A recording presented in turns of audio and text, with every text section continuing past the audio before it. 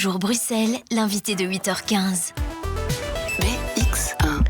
Voilà, un petit peu d'avance, il n'est pas tout à fait 8h15. Bonjour Raja Mawan. Bonjour Fabrice Grosfilet. Coprésidente d'Ecolo, les relations entre Ahmed Laouej, président de la Fédération bruxelloise du PS, et les écologistes, ça va ou il va falloir nommer un médiateur ? Non, ça va très bien. D'ailleurs, en fait, ce n'est pas illogique que des présidents de partis différents défendent des projets de société différents, puisque c'est le propre de la démocratie, c'est que les partis politiques défendent des projets de société qui diffèrent. Mais on a une feuille de route commune qui est l'accord de majorité, qui dicte l'action des 6 partis de la majorité bruxelloise, et c'est sur ça qu'on doit s'entendre. Ouais, il y a quand même, au vœu du Parti socialiste bruxellois, c'était dimanche, Ahmed Laouej a dit que les relations se crispaient entre Écolo et le PS, et notamment le PS bruxellois. Et il a ciblé la politique environnementale qui ne doit pas se traduire par, je cite, de la casse sociale. On doit se battre pour la justice sociale et un cadre de vie moins pollué et respectueux de l'environnement. C'est pas l'un ou l'autre, c'est l'un et l'autre. Ce sont les propos rapportés dans la presse d'Ahmed Laouej. Ça veut dire quand même qu'il y a un petit peu de friction, non ? Mais c'est-à-dire que les musculations viriles, moi, ça me laisse de marbre. C'est ce que fait Ahmed Laouej ? En tout cas, ce que moi je dis aujourd'hui, c'est que l'écologie sans justice sociale, c'est du jardinage. Et donc, ce que nous on fait au sein des gouvernements dans lesquels nous sommes impliqués, c'est que nous laissons personne sur le bord du chemin. Nous faisons de la transition écologique et solidaire le cœur de notre action. Nous avons fait élargir le tarif social à plus d'1 million de Belges. Nous avons rendu les transports en commun à 1 € par mois à Bruxelles, ouais, avec et en Wallonie. Avec les socialistes, absolument. Et donc là-dessus, il y a des points de convergence. Nous avons fait en sorte qu'on taxe les surprofits pour baisser la facture des Belges en termes d'énergie. Nous avons fait en sorte aussi de bloquer l'indexation des loyers où le PEB est trop bas. Vous me donnez toute une série de dossiers, vous avez l'air d'être d'accord entre écologistes et socialistes, mais ça n'a pas l'air quand même d'être si facile que ça quand j'entends Ahmed Laouej. Et puis il y a aussi toute une série de dossiers où vous n'êtes pas en accord les uns avec les autres. On peut citer Smart Move, sur Good Move, on y reviendra, ça n'a pas non plus toujours été évident, on ne vous a pas entendu parler d'une seule voix. Et si on prend des dossiers, si on prend par exemple le dossier du logement, sur la friche Josaphat, il n'y a toujours pas d'accord entre socialistes et écolos. Mais c'est-à-dire que ceux qui opposent transition écologique et transition solidaire ont un logiciel du passé. L'écologie, la transition écologique, elle est solidaire et elle se doit de ne laisser personne sur le bord du chemin. Il ne faut pas choisir entre construire des logements et avoir accès à des espaces verts. Vous savez, moi j'habite Molenbeek, au cœur du quartier Molenbeek, il y a un comité de quartier qui se bat contre quoi ? Contre la construction d'une tour de logement de luxe dans le quartier Sainte-Tolette. Ça, c'est aussi des gens qu'on doit pouvoir entendre et qui ont besoin, qui ont envie d'avoir un cadre de vie qui soit sain, qui soit respectueux de leur vie, et on doit pouvoir les entendre. Et ça, c'est pas écologie versus sociale. L'écologie, elle est sociale. Et je le redis, l'écologie sans justice sociale, c'est du jardinage. C'est le projet The Bank que vous venez de viser. Ça veut dire que vous allez vous y opposer ? C'est-à-dire que ce que je dis, c'est que il faut pouvoir entendre aussi dans les quartiers populaires, quand on veut diminuer le trafic automobile, c'est aussi pour les quartiers les plus défavorisés. Quand on veut rendre les espaces verts plus accessibles, c'est aussi pour les quartiers les plus défavorisés. Vous savez, je le dis souvent, la différence d'espérance de vie entre un habitant de Saint-Josse et un habitant de Woluwe, elle est assez importante, elle est de quelques années. Et donc, c'est ça aussi qu'on doit avoir en tête, c'est de développer un cadre de vie pour tous les Bruxelloises et toutes les Bruxellois. Je prends un dossier concret, Jamawan. La friche Josaphat. On va y construire des logements ou on ne va pas y construire des logements ? Sur la friche, non. Mais autour, oui. Sur la friche, non. On a un besoin. Sur le territoire de la friche Josaphat, pas de logement. On a un besoin à Bruxelles de logements accessibles à toutes les bourses. On a besoin de logements. Il faut répondre à cette liste d'attente où il y a plus de 30 000 personnes qui attendent sur la liste d'attente d'avoir un logement décent, un logement de qualité. Mais sur la friche Josaphat, parce que la dernière proposition, c'était de dire on va construire sur une petite partie de cette friche, 20%, 30%, et on va laisser le reste libre de construction et accessible en partie au public ou réservé à la biodiversité. Le gouvernement bruxellois travaille en ce sens à pouvoir remplir ces 2 objectifs qui sont de construire du logement et d'avoir du logement. Mais vous venez de me dire pas sur la friche Josaphat. C'est-à-dire que plutôt autour. Il faut regarder les plans, mais sur la friche Josaphat, il faut garder un espace pour la biodiversité, un espace pour l'espace vert et du logement. Sur la friche. Donc il y aura un peu de logement sur la friche Josaphat. Autour de Josaphat. Autour, pas sûr. C'est important d'être précis, Raja Mawan, parce que ça fait deux ans que ce dossier crispe écologiste et socialiste. Et donc, on va trouver des solutions pour que chacun s'y retrouve, qu'on puisse allier Il ne faut pas opposer les deux. Il ne faut pas opposer logement et espace vert. Les deux sont nécessaires pour les Bruxelloises et les Bruxellois. Oui, mais il faut les construire quelque part, ces logements. Absolument. Et donc, si je vous entends, on ne les construit pas sur la friche Josaphat, on les construit autour. On regardera les plans mètre carré par mètre carré. Alors, je voudrais vous interroger sur quand même une réunion où vous êtes tous retrouvés, y compris Ahmed Laouej et vous, mais il y avait également David Lester, François De Smet et Céline Frémaux pour les engager. Réunion secrète qui n'est donc plus tellement secrète puisqu'elle a été éventuée par Libre Belgique. C'était le 17 janvier. Vous avez parlé de quoi ?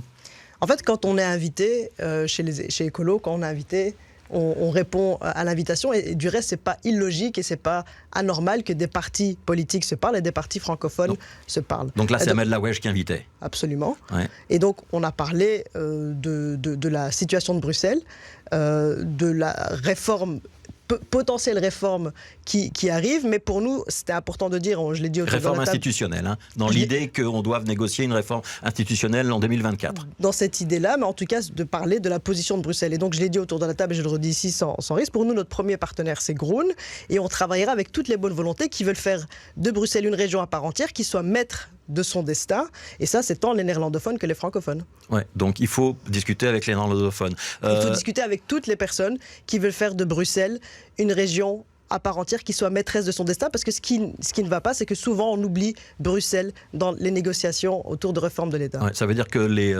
projets de la NVA d'avoir une région bruxelloise co-gérée par les deux grosses autres entités que sont la Flandre et la Wallonie, vous vous y opposerez ? Absolument, ça c'est une vision dans laquelle on ne se retrouve pas. Nous voulons que Bruxelles soit gérée par les Bruxellois et qu'elle soit respectée au même titre que les autres régions, puisque Bruxelles est une région à part entière, avec plus d'1 million de personnes qu'il faut traiter avec respect. Ouais, vous allez vous revoir entre présidents de partis bruxellois ? On se revoit sur tout un tas d'autres sujets. Et les relations sont donc meilleures et moins crispées que ce qu'on peut parfois en dire. On discute entre les partis, c'est normal puisqu'on gouverne ensemble. Alors, la sortie du nucléaire, est-ce que c'est une pilule d'iode difficile à avaler pour Écolo ou pas ? C'est-à-dire que depuis le départ, et on regarde toutes mes interviews, que ce soit en 2019 ou en 2022, on dit la même chose. Notre objectif et notre horizon, il est le même, à savoir, on veut un parc énergétique 100% renouvelable à l'horizon 2050, et on y sera. On est toujours dans cette optique-là. Donc en 2050, on doit sortir du nucléaire. On en sera sorti. On en sera sorti. Absolument. On en sera sorti quand ?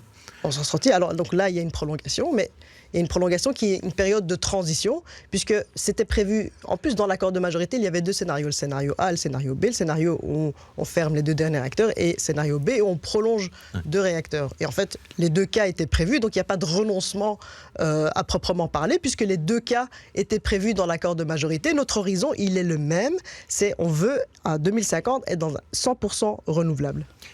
Pourtant, nucléaire, non merci, ça c'était quand même le credo historique des écologistes. On voit fleurir un petit peu ce logo, y compris chez certains de vos militants. Donc il y a quand même un petit peu de nostalgie ou de mal-être ? Non, c'est absolument pas incompatible. On veut sortir du nucléaire et on veut des énergies 100% renouvelables. Il suffit d'être patient.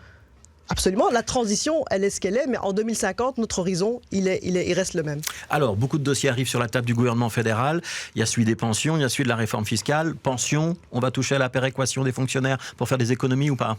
Alors, il faut, pour cette réforme de pension qu'on attend depuis longtemps, il faut vraiment passer à l'offensive et il faut vraiment garantir les pensions les plus équitables possibles, tant pour les femmes que pour les hommes. Et on voit souvent que les pensions au niveau féminin... Donc attention particulière sur le sort des femmes au moment de la pension. Absolument, c'est vraiment notre point d'attention, puisqu'on voit que souvent les femmes bénéficient de pensions moins élevées, donc on sera vraiment attentif à ce que la solidarité qui a eu lieu pendant toute la carrière continue après la pension. Ouais. Autre gros dossier, réforme fiscale.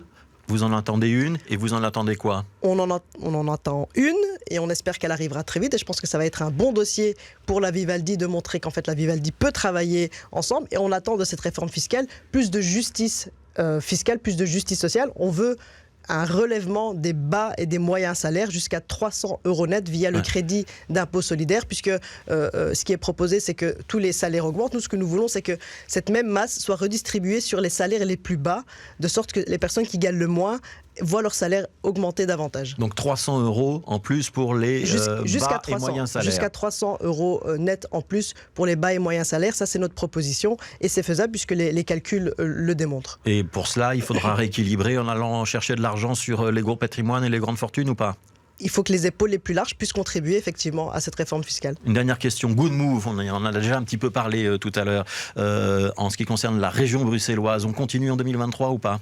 C'est-à-dire que la région bruxelloise doit changer sa mobilité et on voit que quand les changements arrivent, alors ça fait un peu de grabuge au début, mais on voit que les changements portent leurs fruits parce qu'on voit dans les derniers chiffres, et ce n'est pas du tout une association écologiste qui le démontre, mais ce sont des chiffres officiels, on a perdu 26 heures en moins dans les embouteillages en 2022 par rapport à 2019 par exemple. Donc la circulation a été un petit peu plus fluide. Absolument, et Bruxelles a perdu des places dans le classement des villes les plus embouteillées et ça, c'est la preuve qu'en fait une politique de mobilité qui soit est efficace et donc on doit pouvoir poursuivre dans ces changements-là. Oui, mais on a vu aussi qu'il y avait de contestations, y compris dans les quartiers, dans les quartiers populaires, que ce soit à Anderlecht ou que ce soit à Schaerbeek. Elke van den Brand a annoncé 2 petits changements. Hein. D'abord, on peut travailler sur des mailles plus petites, donc sur des quartiers moins étendus. Et d'autre part, il faut être plus attentif à la concertation. Vous reconnaissez que la concertation n'a pas été optimale dans les premiers dossiers ? Absolument, on l'a reconnu dès le départ et on a corrigé le tir. Et il faut bien sûr faire ces changements avec les habitantes et les habitants parce qu'on ne fera pas de changement sans elles et eux. Il faut absolument qu'ils soient davantage écoutés, davantage concertés et c'est déjà ce qui est en cours à Schaerbeek, à Bruxelles-Ville Et si notamment. les habitants ne veulent pas changer la circulation dans leur quartier, on les écoute ? On les écoute, bien sûr. Il faut faire la politique avec les gens et pas contre les gens. Merci Raja Mawan, merci à vous. d'avoir été avec nous, coprésidente d'Ecolo.